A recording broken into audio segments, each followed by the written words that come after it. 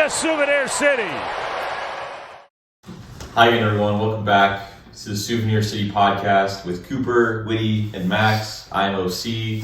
Today, we're going to have a little bit of a fun episode. We're going to go through all 30 Major League teams, and we're going to give one hot take, if you will, for the 2024 season. It's going to be pretty quick. We have 30 seconds per team.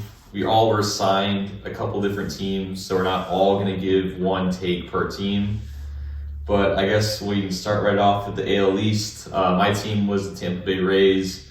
My hot take for the Tampa Bay Rays is that the trio of Jose Siri, Isaac Paredes, Randy Arozarena will each hit 30 home runs this season.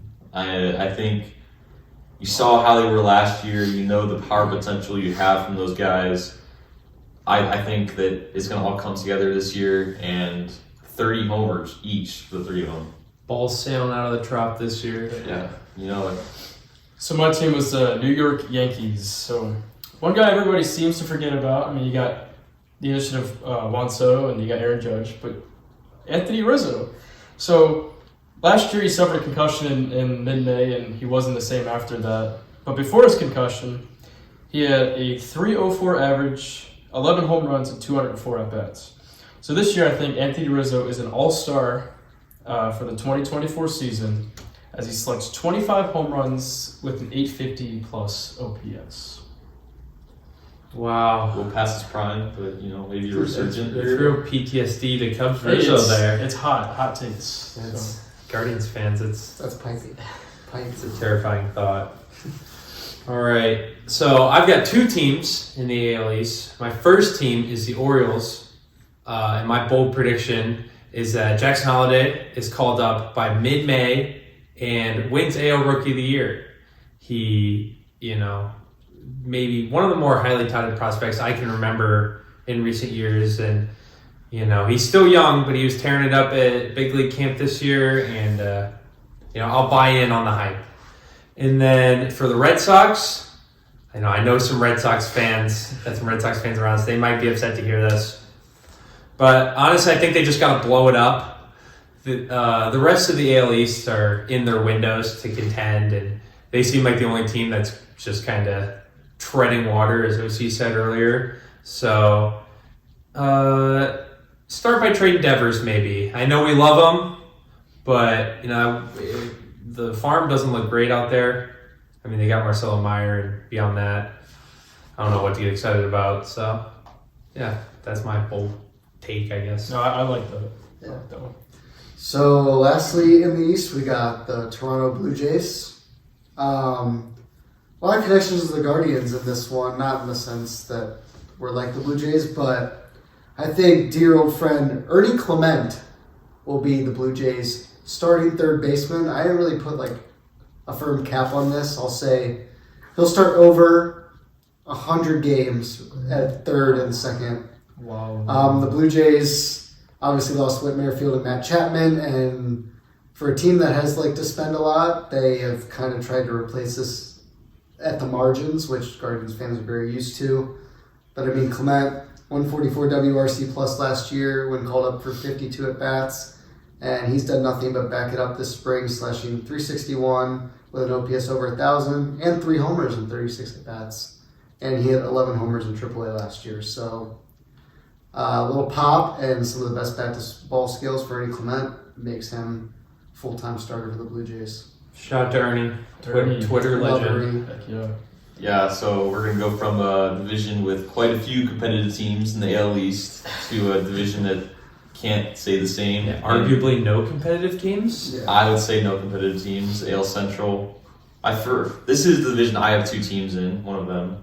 My first take for the Minnesota Twins, the defending division champions, is that Byron Buxton finally stays healthy for a year. I'm going to say he plays 140 games. And I think in those games, he has massive power potential. He'll hit 40 home runs. He's never been able to stay healthy in his career. He's shown a lot of pop at the plate when he has. It's a hot take. I think I would sizzling. I would crumble to the floor. Another scary thought. I would crumble to the floor if that came to fruition. 40 I Byron would not Buxton be tuning homers. in because we would be 20 games out. Yeah. A team that has a better chance of being 20 games out, my other team is the White Sox. My spicy hot take, I think, for this is that the White Sox will not finish in last place in the division. What a I don't know shame who that will. would be. Yeah. I don't know who will finish in last, but I'm going to say the White Sox will not finish in last place. Oh boy. We got if they made lists on like most competitive divisions for the bottom, AL Central might be one of them, because if it's not the White Sox, it could really be anybody. I think if Even us. I think I think if we finish our season in the standings under the Chicago White Sox, I might have to hang up my fandom. I might I'm done. That would delete be- the podcast yeah. from the internet. So my AL Central team was the Kansas City Royals.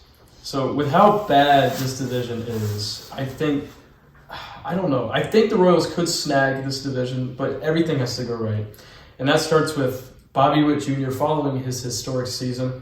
So my bold prediction is Bobby Witt Jr. is the All-Star game starter at shortstop, and he finishes the year with 35 homers and 60 stolen bags. And I'm going to roll right off your pick, and another team that definitely can win this division if things go right, and that's the Detroit Tigers. Shout out to Alec Bennett.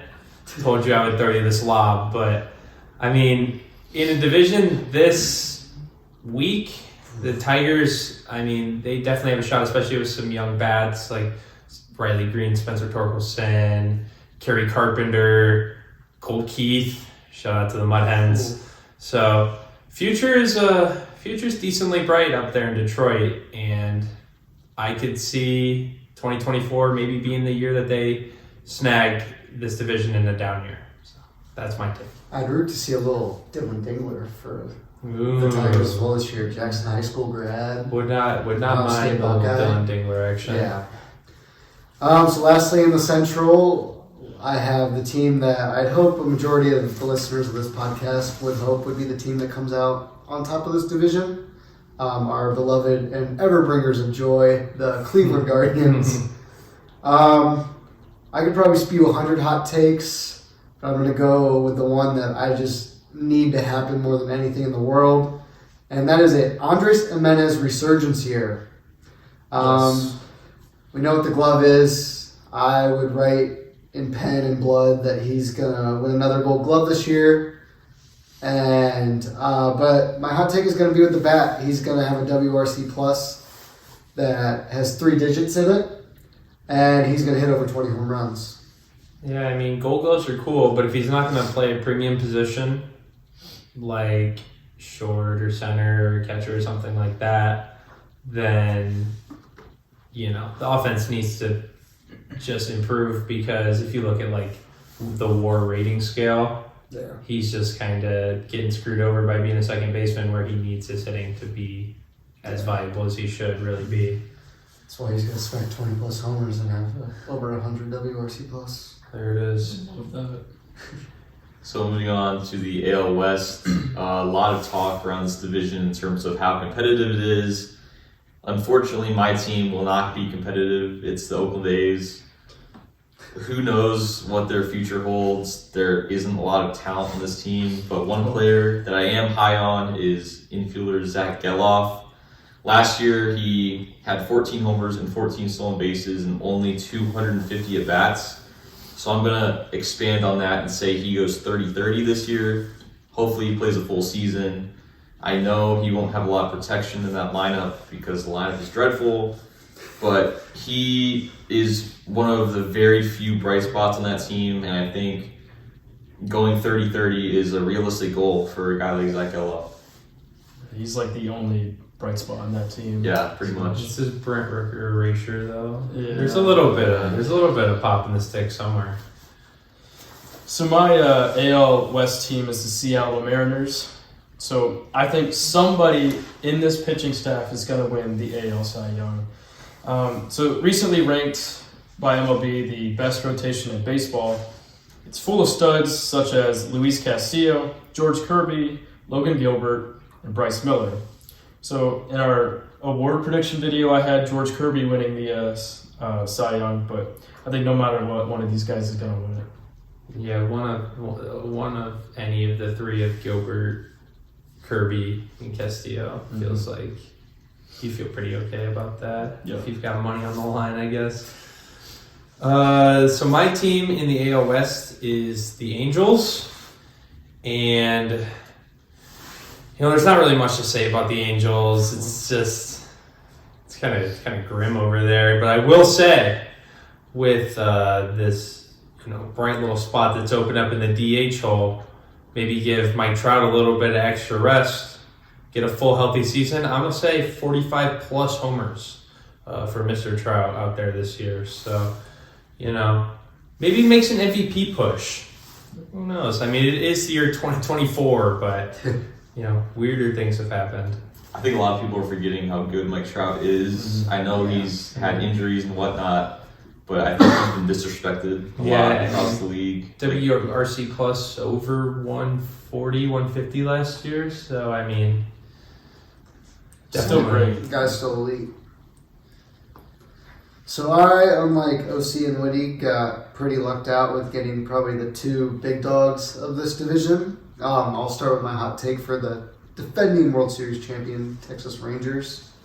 And that will be that Evan Carter will receive MVP votes. Wow. Could be one, could win the whole thing. I said he will get a vote of some sort. How might he do this with a lineup that contains Corey Seager, Marcus Semien, and Dolis Garcia?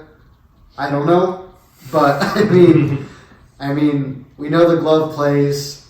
We know he's going to sweat bags, but I think the bat has proven that it wasn't just a fluke run. At the end of last year, he's come out this spring and hit .317 with an OPS over 800, 2 homers and 41 at bats.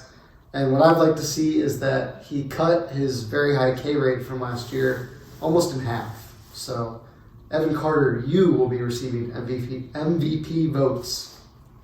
And then for the team that should absolutely dog walk this division, the Houston Astros, a little bit of a mundane take, but I think Kyle Tucker and Yordan Alvarez are going to combine for over 90 homers.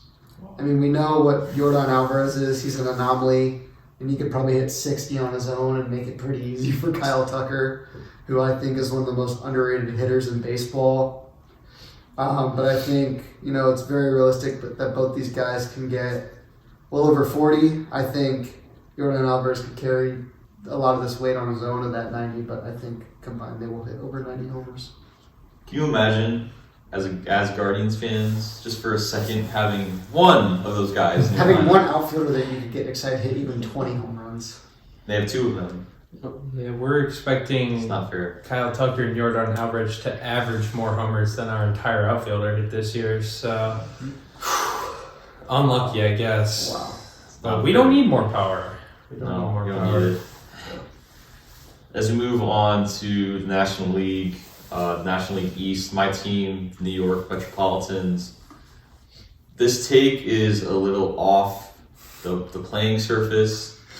My hot take is that Twitter user and TikTok personality Frank Fleming is going to get banned from Citi Field sometime in the 2024 season. He has season tickets. He's at every game. He likes to make his presence felt at the games. Good Lord. Just wait if they trade Alonso. And I think that the Mets are going to take action, unfortunately. Mr. Met is going to stand up against this verbal abuse. I'm having a hard time laughing as I say this because it's just hilarious to imagine Frank Fleming. If you don't know, look up TikTok or Twitter. Yeah. Anything. He definitely likes to make his presence known at any sporting event that he's at. I can even see Steve Cohen just pulling the trigger and going above everyone's head. Just saying enough's enough. Immaculate Grid legend, Frank Fleming, though, I will add. Yeah, he knows his sports, that's for sure. Yeah. But it's no more trips to Citi Field for Twitter user NJTank99. Watch out in Staten Island or wherever the AAA team is located because, I've seen some clips and he keeps that intensity up even with the minor leaguers. So gotta respect the fandom. So I have two NL East teams. My first team, the Philadelphia Phillies. I have one thing written down here, and that's the Philadelphia Phillies will win the 2024 World Series. That's all I'm going to say. So moving on to the Nationals. I'll make Matt Trimble very happy. Yeah. So we've all been waiting for the C.J. Abrams breakout year since he was traded to the Nationals in the Juan Soto trade. So my bold prediction is the former top 10 prospect in baseball finally has the year we've been waiting for, as he steals 55 bags, 280 average, 25 homers with 85 RBIs. So I've got the Braves. I predict that they're going to win this division, and my bold prediction is that they set the new MLB record for home runs in a season as a team. So this is going to require some repeat performances, if not some improved performances from guys like Matt Olson, young, thick Austin Riley, Ronald Acuna, Sean Murphy. Probably need him to step up his game. Should have been a Guardian. Why, Matt Dolan? Paul Dolan? What is wrong with you? What is wrong with all of you? I'm ashamed of how many screenshots are in my phone of simulated Sean Murphy trades. Like, probably hundreds. It's bad. So there's the Braves take. Rounding out this division, and a team that arguably might actually round out this division, is the Miami Marlins. And my hot take for the Marlins, in case anyone didn't know or remember this name even, Sixto Sanchez still plays baseball. I don't know if anyone knew that. He came back this spring as a reliever. He hasn't pitched since 2020 when he had a pretty dang good shortened season and led them to a playoff win against the Cubs. It was very solid. A lot of people were excited that he might be the ace of the future down there, but now he's in the bullpen, or will he start the year in the bullpen? And 7 scoreless innings this spring, sitting mid-90s, is topped out at 99. The Marlins bullpen is thin. AJ Puck is unreliable. I think Sixto Sanchez will be their best reliever, and I'm going to say now an all-star. Sixto Sanchez all-star. Yep. Wow. In 2024. Yep. Wow. It's a respectable one. We got 2 more divisions left to cover here. My next one is the NL Central. My team is the St. Louis Cardinals. This division's open, I think, for any team to win it. And a lot of jokes have been made about the old veteran rotation the Cardinals have assembled, including Miles Mikolas, Lance Lynn, Kyle Gibson. They're all just old. Yeah, Sonny Gray. My hot take is this old man Jaggy rotation finishes top 10 in the league among starting pitcher rotations as a team. The Boomers are shoving. So my NL Central team is the Pittsburgh Pirates. So we've seen the breakout spring training of O'Neal Cruz so far. He's hitting 293, 370, and 829 slugging for a 1.199 OPS. 7 homers and 41 at-bats and 14 ribbies. It's pretty good. But I think this is the year he finally stays healthy and he hits 30 home runs. Per Fangraphs, he's got an 80 grade raw power, so I think, this is the year he's going to show it. I like it. And for my take on the Cincinnati Reds, I'm going to go with a player that's kind of in the same mold, the same ilk of O'Neal Cruz, and I'm going to go Elly De La Cruz, and I've got a couple predictions. I've got 25 homers, 50 bags, and I'm sorry, Reds fans, cover your ears, 200 strikeouts. Wow. So, he's got a lot of swing and miss in his game. You can look at the Baseball Savant. You can watch him play baseball. There's a lot of swing and miss, and I do think that will improve as he gets older, gets more big league time, more ABs. But as of right now, I think a 200 strikeout season might be incoming. And I will though say that I think the Reds, bold prediction, might take this division in also a starter, Nick Lodolo. Feeling maybe a resurgence out of him this year.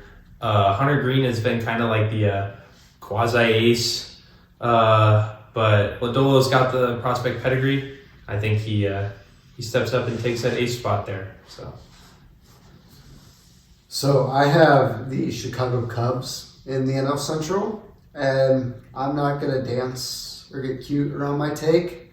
I'm going to be pretty straight to the point that I believe Pete Crow Armstrong is going to be horrendous, awful, terrible. No hate to Pete. No hate to Pete. I'm sorry, Pete. I mean, the bat, I know spring training, you take it with a grain of salt, it's small sample sizes, but I mean, if I'm a Cubs fan, I don't know why I see anything slightly enticing or exciting. Maybe I don't follow the Cubs close enough. I don't see anything to get any sort of joy over. I mean, the defense is going to be good, awesome. As someone who's watched Miles Straw play baseball for my team for a few years now, I can say having a center fielder who could really field it and can't hit at all is not fun. So enjoy, Cubs fans. I hope Pete Crow Armstrong works out, but I think he's going to be atrocious. And as we round out this division with the Milwaukee Brewers, it's not really a hot take, I don't think. I think Jackson Chourio is going to have at least 25 homers and 25 stolen bases. He has 5-tool power. He can do it all. Maybe it's a little steep for a rookie year for a 20-year-old, I think. But, you know, I can see it happening. I think a lot of folks around baseball can see the same. And as we move on to our final division, the National League West, I have two teams again in this division. The first team, the Colorado Rockies. I think that it's not really a hot take. I think Ezekiel Tovar and Brenton Doyle are each going to win the Gold Glove at shortstop and center field. Brenton Doyle's the best defensive center fielder in baseball. I mean, especially playing in a park as huge as Coors Field is. I think it might be the biggest outfield in baseball. Yeah, a lot of ground to cover out there. He does it better than anyone in baseball. He's got a great arm. He can move. And I think Ezekiel Tovar is nothing to write. I think he is something special as shortstop too. And I think that duo is each going to have a Gold Glove for a team that isn't really going to have a lot else to write home about in the Rockies. And my final team is the Padres. This is quite the hot take. Over the offseason, the Padres sent Juan Soto to the Yankees in exchange for a couple players such as Kyle Higashioka, Johnny Brito, and Michael King. I think Drew Thorpe was also in that deal, a minor leaguer. My hot take, I think it might be the hottest take of the day, is the combination of Kyle Higashioka, Johnny Brito, and Michael King will combine for more WAR for the Padres than Juan Soto accumulates in the Bronx for the Yankees. Wow, Yankees fans are gonna flood these comments. I think I understand it's a hot take. I understand that it's probably not going to happen, but this is the one that I thought it was a fun thing to do with this trade going down. You know, Juan Soto playing in Bronx under the bright lights. Is he going to be able to handle it? Is he going to crumble? I don't think he will. But maybe a guy like Michael King can take a starter role in San Diego, which I think he will, stay healthy for a whole season and, you know, show Yankee fans what they're missing. So it's a hot take. I understand that. I like Sure it. is. We have to keep a live tracker on that throughout the season, like Russell Wilson touchdowns versus bathrooms in his house. Yeah. You know, what are you gonna do? So my NL West team was the San Francisco Giants. So it's been quite the offseason for the Giants. Notable signings include recently signed Blake Snell, Jung-Hoo Lee, Matt Chapman, Jordan Hicks, and Jorge Soler. So my hot take bold prediction is the Giants finish ahead of the Diamondbacks and behind the Dodgers, second place, and grab a wild card spot with 93 wins. All right. Well, my bold prediction is that the Diamondbacks finish ahead of the Giants, right behind the Dodgers, and grab a wild card spot at 92 wins. So. We have to keep up with that. Yeah, we might have beef in the NL West here. I will say though, any not gambling advice, but D-backs line is set at 84.5, and they had 84 wins last year, and they Jock Peterson, maybe Eugenio Suarez doesn't strike out a million times and hits 30 homers. You know, the possibilities are endless out there. And then Jordan Lawler coming up, probably this year. So we'll see. Keep an eye on that one. Well, thank you for building me in a little segue, because speaking of gambling, I have the Los Angeles Dodgers to round this out. No. Shohei, no. I thought about going down the route with Shohei Ohtani, maybe prodding in there a little bit, but I love Ohtani, and just probably greatest player I'll ever see in my life, so I'll respect him here. But I think the Los Angeles Dodgers, my hot take for them is that we will see not one but two big trades from them at the deadline to fix their infield woes, because I feel like they're going to overcompensate this year. And that means that Rafael Devers and Willy Adames will both be wearing Dodger blue after the trade deadline. That's just not fair. Yeah. It's the Dodgers. We know that nothing's fair and everything's in play. So they would have to sell off Progressive Field to afford one of those guys at this point. So half of Rafael Devers. So that's his life as a Guardians Imagine how fan. fun it would be to be a Dodgers fan and just actually think this is a real possibility. Yeah, we could just trade for two. I was former hoping we would All-Stars. sign, we were talking a few episodes ago that we would hope that we would sign Austin Meadows and Adam Duvall. Mhm. And Dodgers fans get to dream about adding Rafael Devers to their already After adding Shohei Ohtani this past off. after Atlanta. Tasker Hernandez. That I would No, bet my tuition will win 100 games, and they're oh, you know what? We get Rafael Devers because we can. Why not? You know, I'm a serviceable third baseman, so we just gotta get one of the best ones in baseball. Why not send Tim Herron out there in the 7th?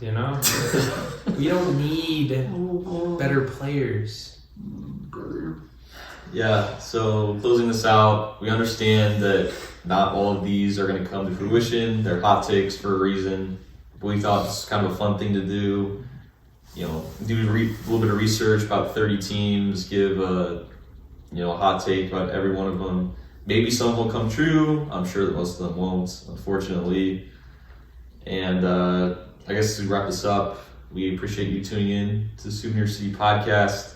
We will see you for our next episode, and I hope you keep track of our hot takes we will. Let us know in the comments which hot take is the most flagrant or outrageous, or just the one you agree the absolute least with.